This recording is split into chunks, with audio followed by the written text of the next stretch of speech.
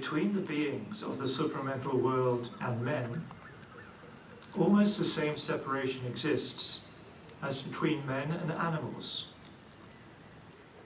The experience I had on the 3rd of February is a proof of this. I was on a huge boat, which was a symbolic representation of the place where this work is going on. This boat, as large as a city, is fully organized, and it had certainly already been functioning for some time, for its organization was complete. It is the place where people who are destined for the supramental life are trained. These people, or at least a part of their being, had already undergone a supramental transformation. For the boat itself and everything on board was neither material, nor subtle physical, nor vital, nor mental. It was a supramental substance. This substance was of the most material supramental, the supramental substance which is closest to the physical world, the first to manifest. The light was a mixture of gold and red, forming a uniform substance of a luminous orange. Everything was like that.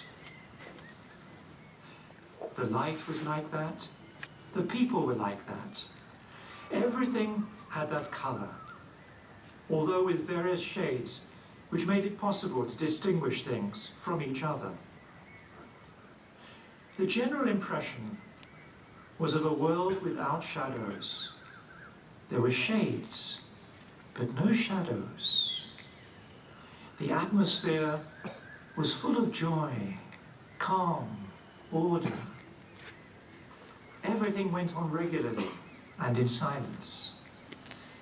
And at the same time, one could see all the details of an education, a training in all fields, by which the people on board were being prepared. On the boat, the nature of objects was not the one we know on Earth. For instance, clothes were not made of cloth, and what looked like cloth was not manufactured. It formed a part of the body. It was made of the same substance, which took different forms. It had a kind of plasticity. When a change had to be made, it took place not by any artificial and external means, but by an inner operation. An operation of consciousness, which gave form or appearance to the substance. Life created its own forms. There was one single substance in everything. It changed the quality of its vibration according to need and use. Those who were sent back for fresh training were not of a uniform color. It was as if their body had grayish, opaque patches of a substance resembling earthly substance. They were dull, as if they had not been entirely permeated with light, not transformed. They were not like that everywhere, only in places. The tall beings on the shore were not of the same color. At least they did not have that orange tint. They were paler, more transparent. Except for one part of their body, one could only see the outline of their form. They were very tall. They seemed not to have any bones and could take any form according to their need. Only from the waist down had they a permanent density, which was not perceptible in the rest of their body. Their color was much lighter, with very little red. It was more golden or even white. The parts of whitish light were translucent. They were not positively transparent, but less dense, more subtle than the orange substance. when I was called back, and while I was saying, "Not yet," each time I had a brief glimpse of myself, that is, of my form in the supramental world.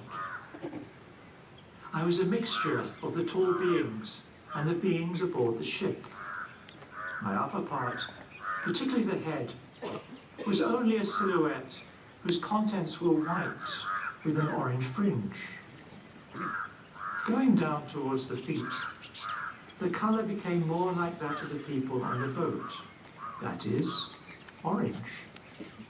Going upwards, it was more translucent and white, and the red grew less. The head was only a silhouette, with the sun shining within it. Rays of light came from it, which were the action of the will.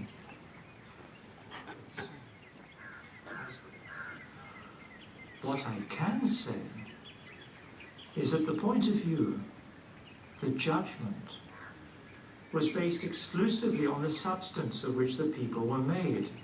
That is, whether they belonged completely to the supramental world, whether they were made of that very special substance. The standpoint taken is neither moral nor psychological. It is probable that the substance their bodies were made of was the result of an inner law or inner movement, which at that time was not in question. At least, it is quite clear that the values are different. The impression that the relation between this world and the other completely changed the standpoint from which things should be evaluated or appraised. This standpoint had nothing mental about it, and it gave a strange inner feeling that lots of things we consider good or bad are not really so. It was very clear that everything depended on the capacity of things, on their aptitude in expressing the supramental world or being in relation with it. It was so completely different, sometimes even altogether contrary to our ordinary appraisal. I recollect one little thing which we usually consider to be bad. How strange it was to see that in truth it was something excellent. And other things we consider to be important have, in fact, absolutely no importance at all. Whether a thing is like this or like that is not at all important. What is very obvious is that our appraisal of what is divine or undivine is not right. I even laughed to see certain things. Our usual feeling of what is anti-divine seems artificial, seems based on something that's not true, not living. Besides, what we call life here did not seem living to me compared with that world. Anyway, this feeling should be founded on our relation between the two worlds and on how things make the relation between them easier or more difficult. This would make a great difference in our appraisal of what brings us nearer to the divine or what separates us from him. In people too, I saw that what helps them to become supramental or hinders them from it is very different from what our usual moral notions imagine.